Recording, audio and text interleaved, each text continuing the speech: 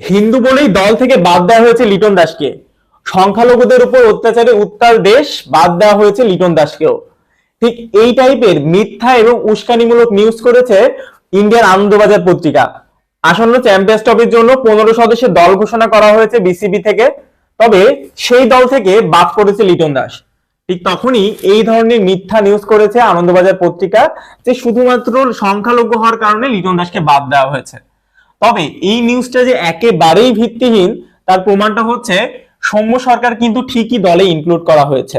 এখন সৌম্য সরকার যে তার পারফরমেন্সের কারণেই দলে ইনক্লুড করা হয়েছে এটাও যে মোটামুটি পরিষ্কার, এবং লিটন দাসকে বাদ দেওয়া হয়েছে অধারাবাহিক পারফরমেন্সের কারণে এটাও যে মোটামুটি পরিষ্কার, সেটা নিয়ে আলোচনা করবো আজকের ভিডিওতে। প্রথম কথা হচ্ছে লিটন দাস বাংলাদেশ ক্রিকেটের সবচেয়ে গুরুত্বপূর্ণ ক্রিকেটারদের মধ্যে একজন। তবে অধারাবাহিক পারফরমেন্সের কারণে বিসিবি কিন্তু বাধ্য হয়েছে লিটন দাসকে না নেওয়ার জন্য।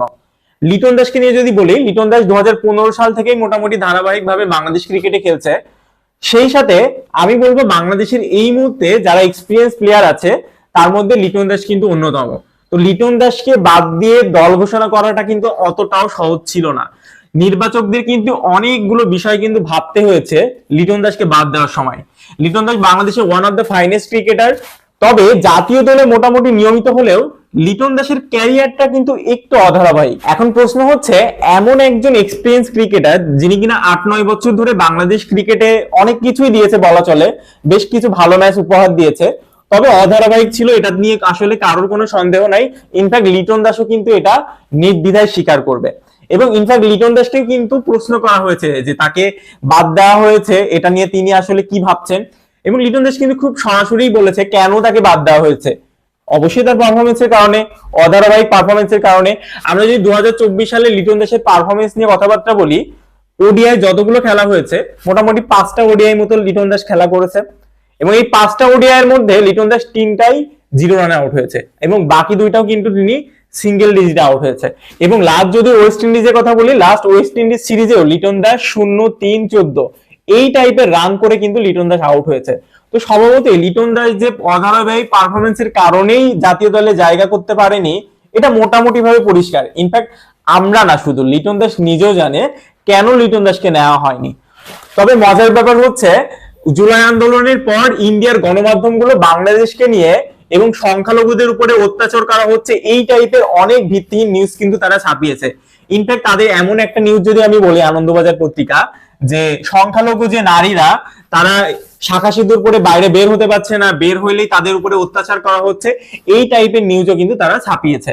এবং এই টাইপের নিউজ কিন্তু বাংলাদেশে যারা সংখ্যালঘু তারাই কিন্তু এই টাইপের নিউজকে ধিক্কার জানিয়েছে। ঠিক একইভাবে শেষ পর্যন্ত বাংলাদেশ ক্রিকেটকে নিয়েও তারা মিথ্যাচার করেছে যে সংখ্যালঘু হওয়ার কারণে লিটন দাসকে নাকি এই আসন্ন চ্যাম্পিয়ন্স ট্রফি থেকে বাদ দেওয়া হয়েছে। ব্যাপারটা একদমই এমন নয়, তার কারণটা আমরা আগেও পরিষ্কার করেছি। যদি এমনটাই হতো তাহলে সৌম্য সরকারকে দলে নেওয়া হতো না। তবে লিটন দাস আলোচনায় এসেছে ঠিক তখনই যখনই লিটন দাসকে বাদ দেওয়া হয়েছে, তার ঠিক কয়েক ঘন্টা পরেই কিন্তু লিটন দাস বিপিএল এ একটা রেকর্ড সেঞ্চুরি করে, এবং এটা নিয়েই কিন্তু আলোচনার জন্ম দেয়। এবং ঠিক তখনই কিন্তু ইন্ডিয়ার বেশ কয়েকটা গণমাধ্যম কিন্তু উস্কানিমূলক এবং মিথ্যা কিছু নিউজ কিন্তু তারা প্রচার করেছে।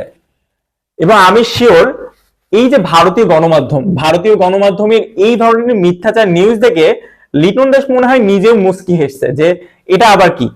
তো যাই হোক, আপনাদের কাছে কি মনে হয় যে বাংলাদেশকে নিয়ে এই যে ইন্ডিয়ান গণমাধ্যমগুলো যেভাবে মিথ্যা নিউজ ছড়াচ্ছে, এই ব্যাপারগুলো নিয়ে আপনাদের কি মতবাদ অবশ্যই আমাদের কমেন্টে জানান, এবং সবাইকে ক্রিক ভ্যালির সাথে থাকার জন্য অসংখ্য ধন্যবাদ।